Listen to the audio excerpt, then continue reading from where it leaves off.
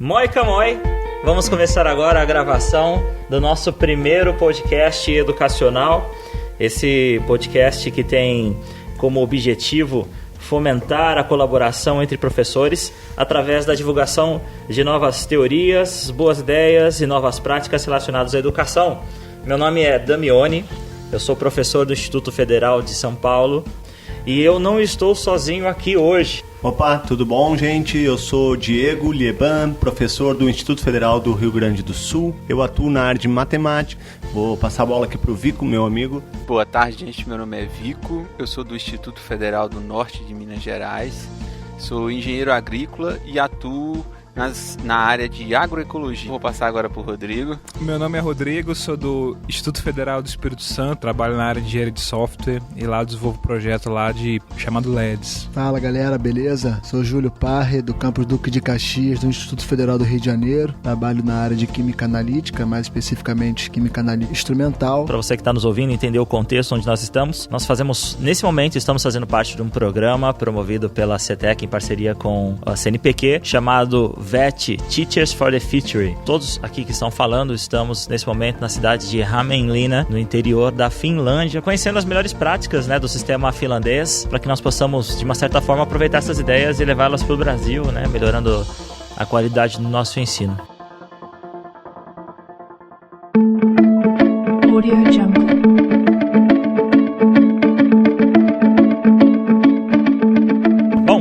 Então eu particularmente estou ansioso aqui para começar a falar sobre o nosso tema de hoje, que é na verdade uma aplicação prática de um modelo de educação chamado na Finlândia e no mundo de Project Based Learning. Mas o interessante é que esse projeto, esse tipo de projeto, esse tipo de teoria também é executado no Brasil com outro nome, que é pedagogia de projetos.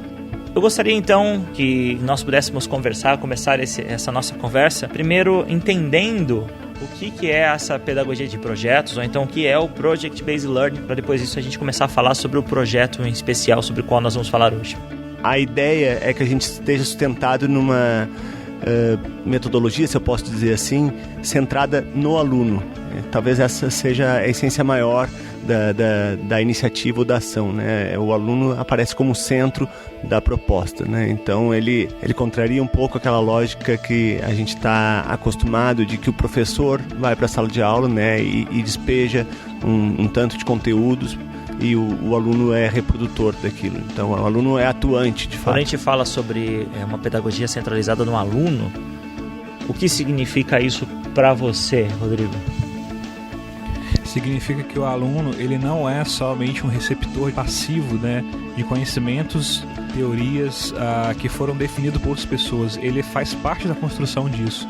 Então ele tem uma postura ativa na educação dele e ele desenvolve, ele questiona, ele pergunta, ele pratica, ele aplica, ele gera resultado, ele questiona e tem uma autonomia para aprender do ritmo dele, da maneira dele. E qual é o papel do professor nisso? O professor, na verdade, ele funciona como um mediador, um guia. Ele vai orientando, ele vai eventualmente provocando o aluno, acho que fazendo com que ele ative as suas próprias inquietações. Assim, A ideia, acho que é despertar as inquietações inerentes do aluno e fazer com que ele corra atrás dessas respostas para essas perguntas que ele mesmo venha lançar.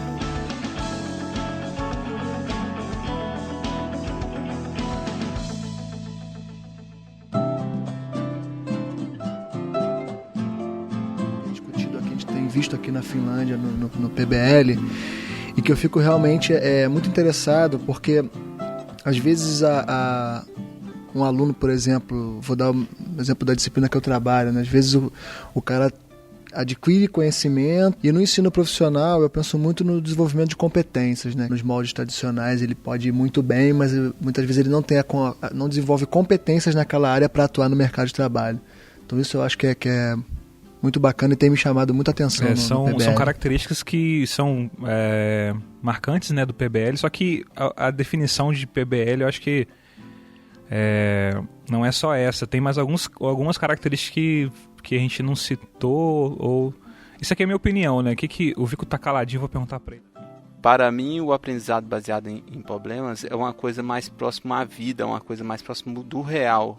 É algo que você pratica e que você vai utilizar aquilo lá na frente. Então, se você realmente tem um problema real para resolver, que cause em você uma inquietação, que você sabe que aquilo vai ajudar alguém, que aquilo tem um destino, um objetivo, aquilo te motiva, te engaja, te insere dentro de um projeto.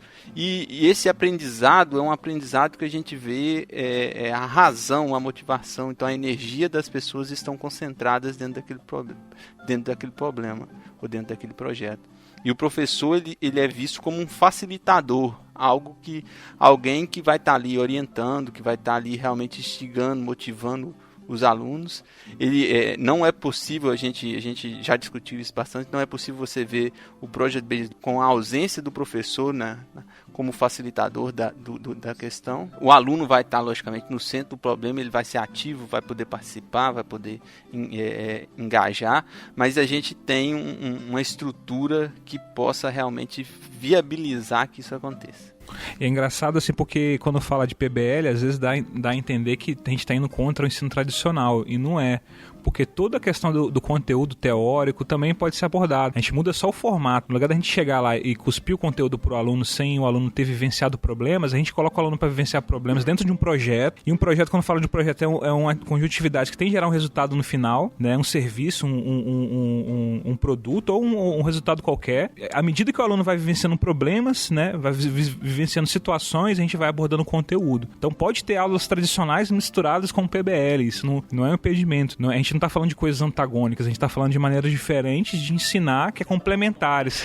Então, assim, o que está me fazendo pensar muito positivamente em relação a essa metodologia é que, desde que eu fiz licenciatura no Brasil, né, eu ouço muito, e dentro da escola também, a questão da interdisciplinaridade. A interdisciplinaridade, para mim, ela sempre soou como uma coisa que eu deveria buscar, mas eu não sabia como. Sempre pareceu para mim uma palavra muito estagnada, que eu conhecia a definição, mas não fazia ideia de como agir. Então eu tenho visto que o PBL ele já engloba, né, no seu conceito, o trabalho em colaboração, né, de professores de diferentes áreas na prática. O Júlio falou de multidisciplinaridade, né? Esse é um termo que até isso eu tenho questionado aqui, porque quando fala de multidisciplinaridade, às vezes dá a entender, tipo assim, que é uma coisa meio gambiarrada, tipo assim, a gente separou coisas, conteúdos, assuntos, né, e depois a gente tenta forçar com que eles conversem depois, sendo que na realidade essa divisão é a gente que criou, entendeu? Na verdade é um conhecimento só. Então, por exemplo, nos meus posts, né, lá no meu blog, eu tenho falado muito do Leonardo da Vinci, mas por culpa do Diego Leban, eu conversei bastante, né, e estudei bastante sobre o Leonardo da Vinci, e lá, na cabeça dele não tinha divisão das coisas, né, da mesma forma que ele estava estudando química, ele estava estudando biologia. Não que eu sou contra divisões de disciplinas, eu acho bom, mas é porque quando você vai pro problema, pra realidade, não tem isso. Quando você tá lá com, por exemplo, na minha área de desenvolvimento de software, quando eu tô conversando com o cliente para desenvolver um sistema, não interessa se o que eu tô aplicando é a disciplina de análise, de banco de dados, de projeto, disso, daquilo. Eu tenho que resolver um problema. Então, na realidade, a gente meio que força uma divisão e depois a gente força uma junção. Então, esse conceito de multidisciplinaridade, eu tenho questionado ele, né? Se ele é um conceito legal. Eu não sei. Eu acho que tem que se ponderar também que muitas vezes a gente fica muito preso, né, à questão conteudista e com o aprofundamento de certos conteúdos. E há que se entender que quando a gente fala de PBL, ou PBL, ou projetos de aprendizagem, ou o que quer que seja, na verdade a gente está muito mais preocupado com a aplicabilidade, né, de certos componentes do que propriamente com a profundidade dessa componente. E isso a gente tem visto muito por aqui, né, até por alguns processos que a gente já passou, que a gente ficava excessivamente angustiado porque achava que tinha que fazer um tanto de coisa, e quando chegava na aula eles esperavam, na verdade, muito menos, né? Eles queriam ver o quanto a gente era capaz de trabalhar em cima daquilo e articular aquelas ideias.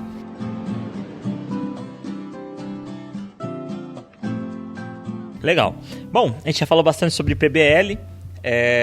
Nós vamos ter ainda mais um episódio falando sobre os Based Learning. É importante ressaltar que o Project Based Learning não é o único Based Learning que existe. Existem vários outros, o Inquiry Based Learning. Nós temos também Problem Based Learning. Mas vamos lá, aqui hoje para falar exatamente sobre o projeto Take a Can If You Can.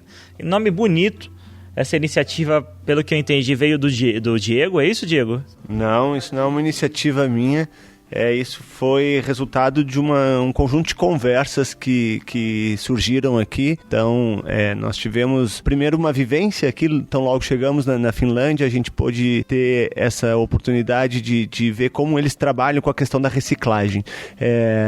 E aí, conversando com demais colegas, dos professores que estão trabalhando aqui em conjunto, a gente tentou aproximar essa metáfora da nossa realidade aqui, né? Da nossa reciclagem enquanto professores. E o que é Take I Can, If I Can? Que nome é esse? A ideia do nome é um trocadilho, de fato, né? O can nos dois sentidos, de poder e de latas, né? Então seria algo como pegue uma latinha se você é capaz, né? E despertar a partir disso todo o processo de conscientização no sistema de reciclagem, né? E pensar o quanto o seu papel enquanto cidadão é importante. E qual é o objetivo desse projeto?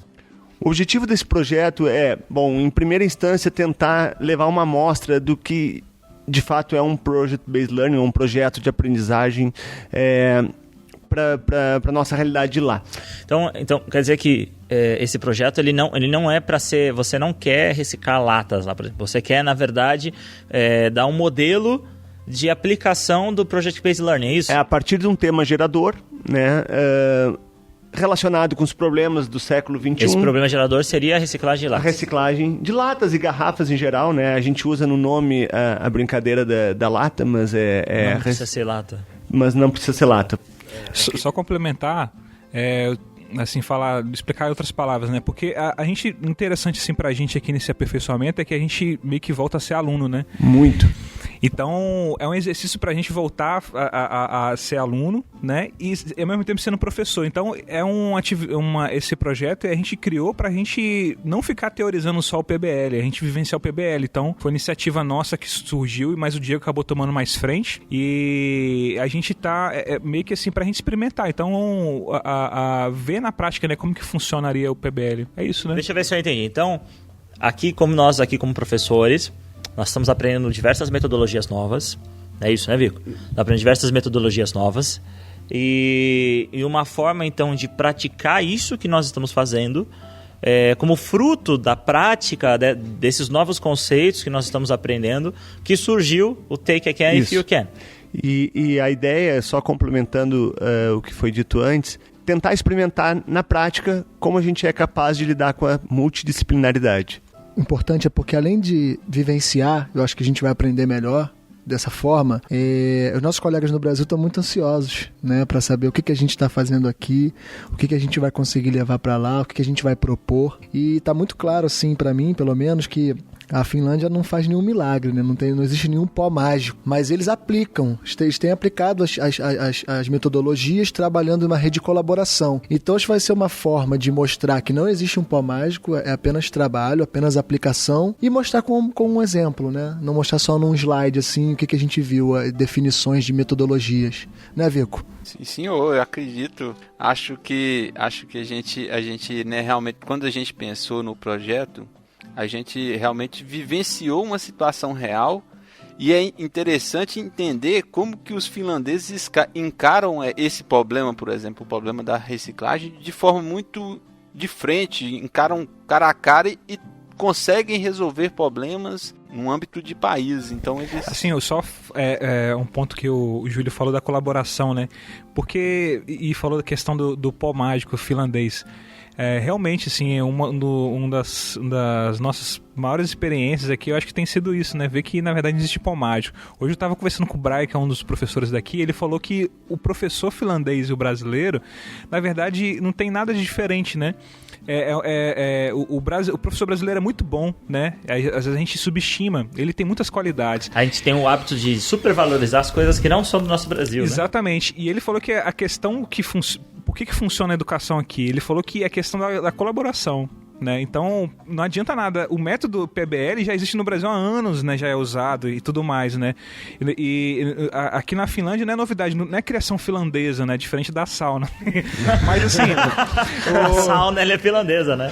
Angry Birds também. Angry Birds E o Linux. Mas assim... O armário escorredor de prato. A ferramenta é a mesma e já tem sido usada em vários lugares. Mas a questão é que aqui tem dado certo é por causa do espírito colaborativo que é muito forte. Está enraizado na cultura deles. E de comprometimento também. Tem uma coisa que adiciona à colaboração, que é o trust, né? Que é a confiança. Então, eles confiam de que os estudantes vão fazer as atividades e que eles vão dar o seu melhor para fazer da mesma forma que o professor ou que as outras pessoas dentro da sociedade, eles têm a confiança de que todos são pessoas sérias, que são comprometidas com aquela atividade que eles... A colaboração e trust são, para mim, duas faces de uma mesma moeda.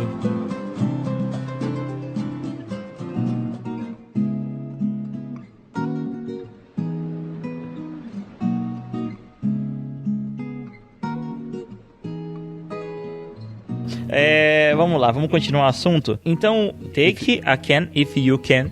Projeto é um modelo de projeto colaborativo. Então, para a gente poder falar um pouquinho mais do projeto, a gente tem que tentar entender um pouco a estrutura, pelo menos daquilo que a gente entende, né, até então, do que é um projeto. O que está pressuposto, né, num projeto de maneira geral? Algumas diretrizes são ter uma questão pertinente, ligada a um tema transversal que seja presente e de, vamos dizer assim, de interesse social. Ter uma questão norteadora que possa permitir diferentes caminhos. Dar espaço de participação para os alunos fazerem as suas intervenções e suas contribuições, tanto quanto eles sintam necessário. Né? E daí que nasce a ideia do projeto, porque da observação de uma realidade que a gente vivenciou aqui, que a gente presenciou aqui, a gente começou a perguntar para nós mesmos, né, como que isso poderia ser traduzido como projeto, né? Então, a partir dessa observação, a gente lançou como uma primeira hipótese, assim, a ideia de que trabalhar em projeto poderiam suscitar questionamentos que direcionassem uma pesquisa ou um trabalho abrangendo diferentes áreas. A pergunta base, hoje a gente conversou um pouquinho sobre isso, super sujeita a ser readaptada em qualquer tempo, ela é que impactos ambientais e sociais o programa de reciclagem pode permitir, né? Então, só lembrando que nós estamos falando sobre esse projeto para que você, ouvinte, principalmente para você, professor... Você, dona de casa. Você, dona de casa também, que esteja interessante trabalhar com projetos, né, especificamente com essa metodologia, o Project Based Learning, entenda como as coisas funcionam.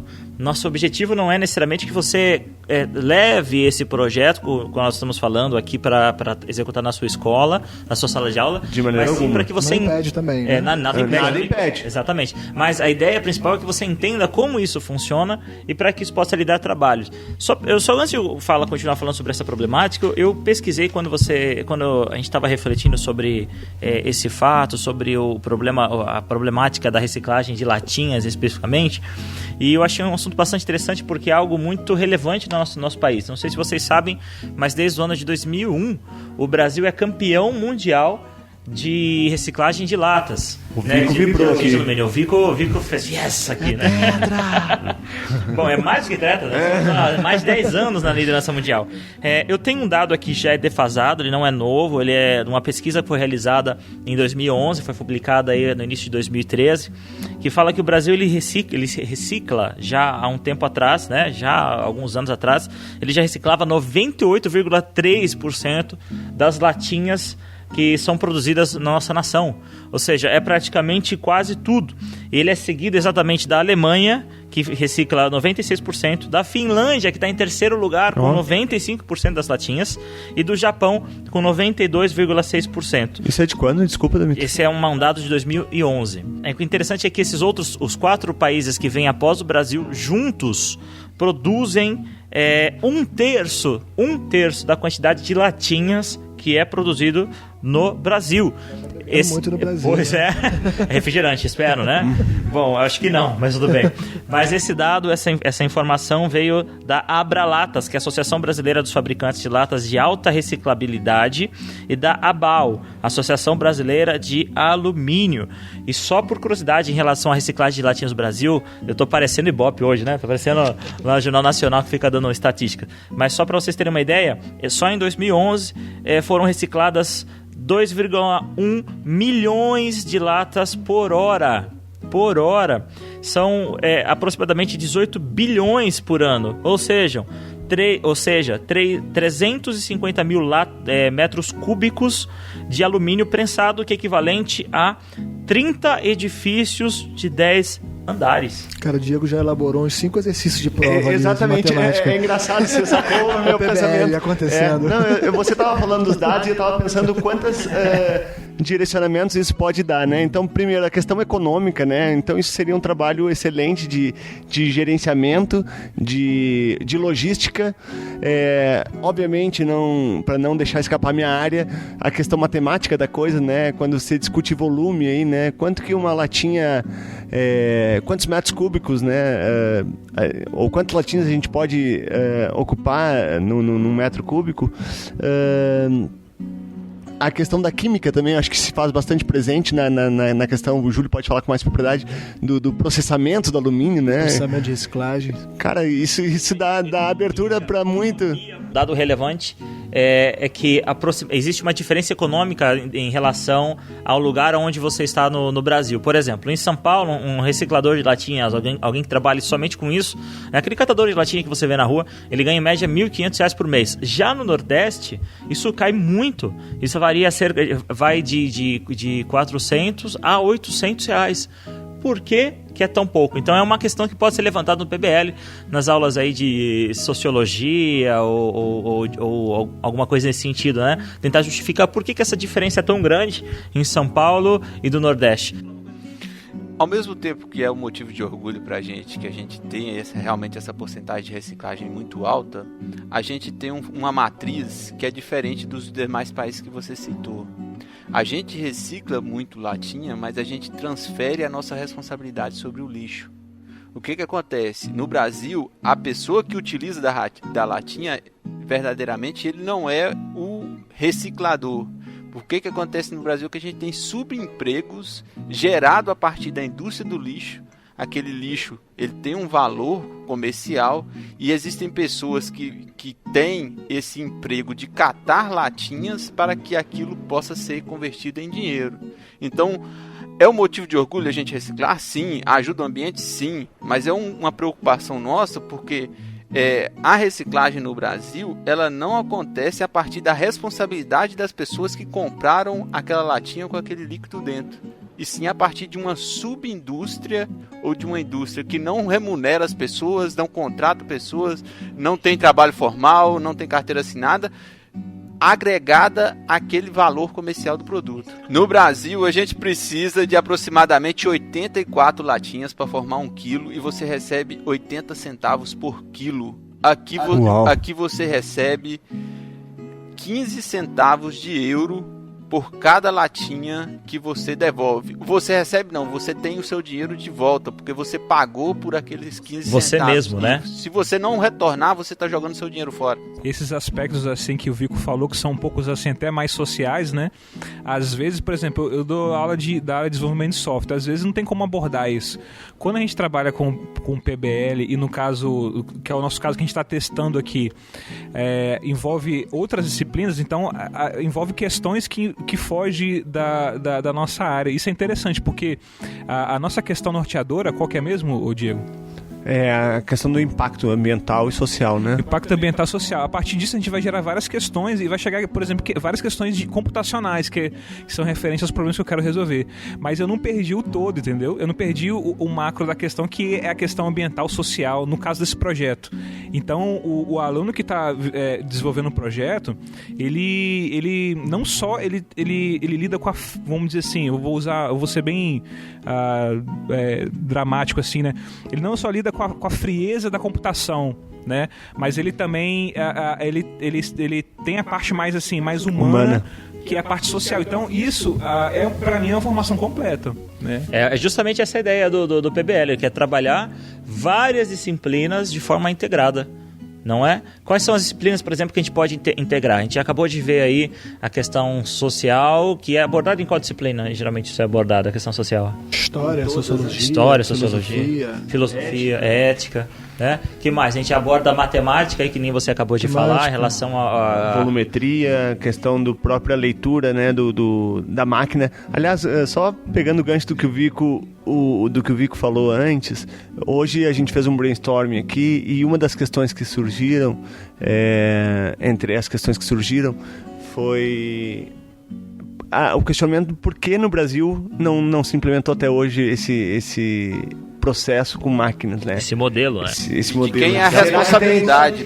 De quem é a responsabilidade e quais são os interesses que estão por trás disso, será, né? Então é uma coisa para se pensar aí também, né? E também, será que se implantássemos do dia para a noite isso no Brasil, o que iria acontecer com esses sobreempregos? Com essa indústria multimilionária que é gerada. Então, são todas perguntas. Lembrando que a gente não está aqui, né, para você ouvinte, para a gente aqui, a gente não está aqui para discutir sobre os problemas sociais. A nossa ideia desse podcast não é falar sobre essa desigualdade, sobre o que é bom, o que não é, mas sim, levantar perguntas, né? Exatamente, levantar perguntas só para que você, ouvinte, possa ter essa ideia de quantos temas podem ser abordados em um Project-Based Learning. Como exemplo, esse projeto do Pegue uma Lata se você puder. O Take a Can if you can. Bom, vamos lá então, caminhando para o final desse podcast. Eu gostaria de saber dos senhores quais são aí os possíveis caminhos que esse projeto pode trilhar. Algum caminho diferente que esse possa dar. Por exemplo, o professor que está lá ouvindo esse podcast, ele pode falar, não, eu não quero trabalhar com latinhas aqui, eu não quero trabalhar com garrafas, mas eu quero trabalhar com a questão ambiental, com a questão de reciclagem de equipamentos eletrônicos. É nesse sentido que eu quero perguntar. Vai muito assim porque a gente está estudando um problema, né? Num contexto, e a gente está fazendo perguntas, a gente está explorando esse contexto para chegar em problemas, né? E a questão de como resolver esses problemas vai muito das ferramentas que a gente tem, né? Então, por exemplo, eu, como da área de computação, naturalmente eu vou pegar das ferramentas que eu tenho, que de certa forma eu domino, e vou escolher problemas que estão relacionados a isso, né? Então, desenvolvimento de software para ajudar de alguma forma esse processo de reciclagem e tudo mais. Então, a gente está numa fase inicial que a gente está explorando o território, para depois a gente ver o que a gente pode criar de os problemas, para depois a gente ver qual resultado a gente quer gerar. Esses resultados, eles vão depender muito assim das disciplinas envolvidas, né? Então eles podem ter relação direta ou não. Então a gente está a gente espera que tenha interações, né? Tipo, por exemplo, eu gostaria muito de especificar dentro desse projeto o desenvolvimento de um software, né? Propor isso, né? Claro que eu não vou desenvolver aqui. Propor isso, mas e com parceria, por exemplo, com o Diego, que é da área de matemática, que vai ter participação de algum cálculo do software, por exemplo, que eu vou propor, entendeu? Então a gente está na fase exploratória, a gente vai chegar depois na parte da proposta dos projetos efetivamente, dos resultados. Pode ser que tenha relação ou não, então a gente está nesse caminho, assim, né? Eu trabalho bem da área ambiental, então, como resultado esperado, a gente busca muito conscientizar as pessoas da importância social, econômica, ambiental, financeira de você poder executar a ação de reciclar e conservar as matérias-primas existentes no mundo para utilizar mais racionalmente essas matérias. Então acho que isso é muito importante.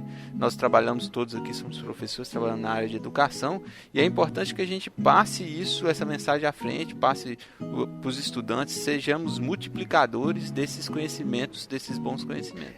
Gostaria de enfatizar que um dos grandes objetivos que eu vejo é mostrar um exemplo de um sucesso, de um projeto em colaboração. Esperamos que seja um sucesso, né? Assim, é uma metodologia de sucesso, né? Independente do resultado. Então, assim, acho que o projeto, obviamente, pode ser usado mesmo na área de reciclagem, com outro tipo de matéria-prima, né, até considerando as necessidades locais, né, o que é uma coisa que está muito na veia do Instituto, né, os arranjos produtivos locais e tal. Isso é um tema de um futuro podcast, né? Mais, a relevância de, já está na lista de pautas aí, a relevância do professor no seu contexto, da comunidade local, né? Acho que nós temos um papel muito importante em relação a isso. Eu realmente estou assim, interessadíssimo nessa coisa de mostrar a rede de colaboração, porque isso acontece não só no PBL, mas como em outras metodologias também, como outras ferramentas.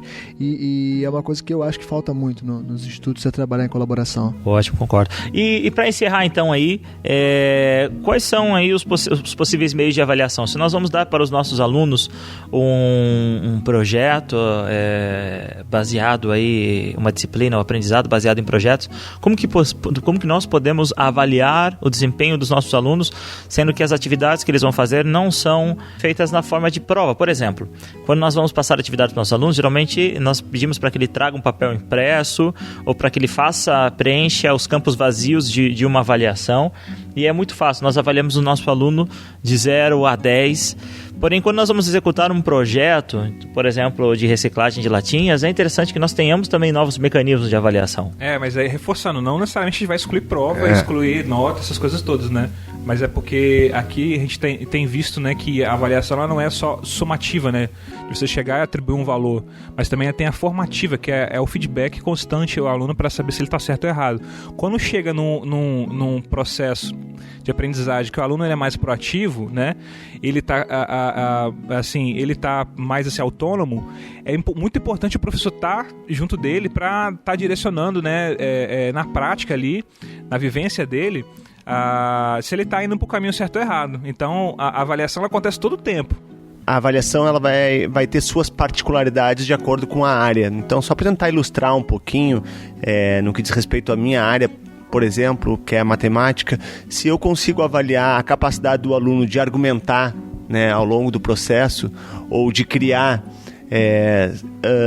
ou de conjecturar, são elementos importantes para a matemática e não são necessariamente traduzidos em cálculos operatórios.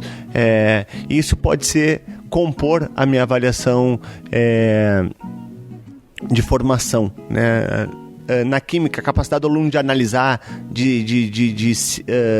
a capacidade de síntese do aluno, são avaliações também pertinentes. Eu acho que o Júlio pode falar um pouquinho mais a respeito. Então são competências que vão além, que extrapolam, né, a parte mais operacional.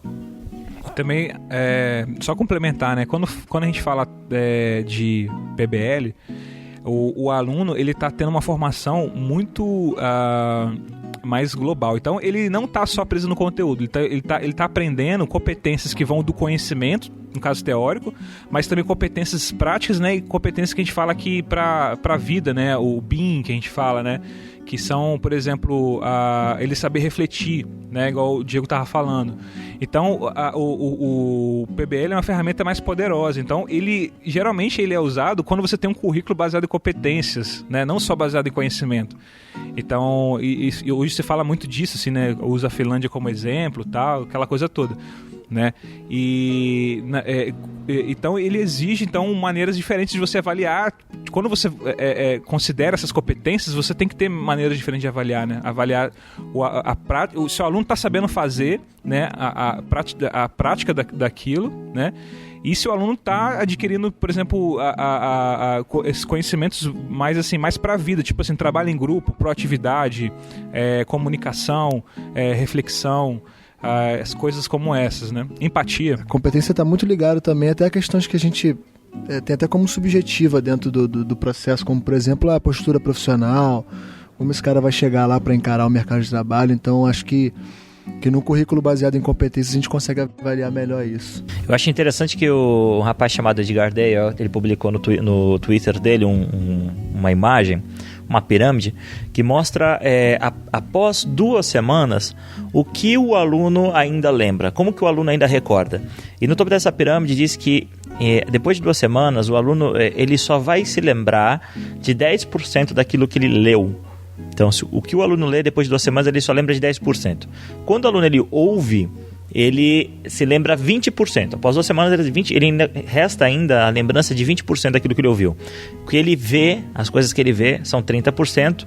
E aí existem as combinações. Quando ele ouve e ele vê algum tipo de gráfico, algum tipo de atividade, ele se lembra 50%. Quando ele fala, quando ele é ativo, quando ele é proativo nessa atividade que ele faz, falando, ele consegue se lembrar de 70% daquilo que ele fez há 2 semanas atrás. E agora que eu acho que é o ponto forte do Project Based Learning, é que após 2 semanas ele se recorda de 90% daquilo que ele de fato faz. Então eu acho que é um ganho muito grande para a nossa educação. Infelizmente, o nosso sistema ainda hoje, nós vemos muitos professores simplesmente dando texto para os alunos, ou então simplesmente deixando o aluno ouvindo o que está sendo falado na sala de aula, e não é de se espantar que passado algum tempo o aluno ele já não lembra mais do conteúdo.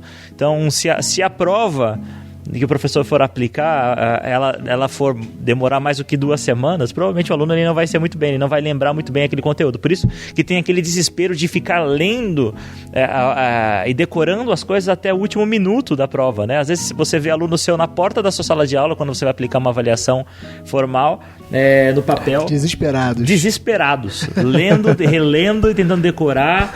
E você pode ver que os alunos que têm o melhor desempenho são aqueles alunos que de fato participaram ativamente da aula, que estavam lá fazendo os trabalhos, que fizeram as atividades, porque de fato ele vai lembrar aquilo que ele fez.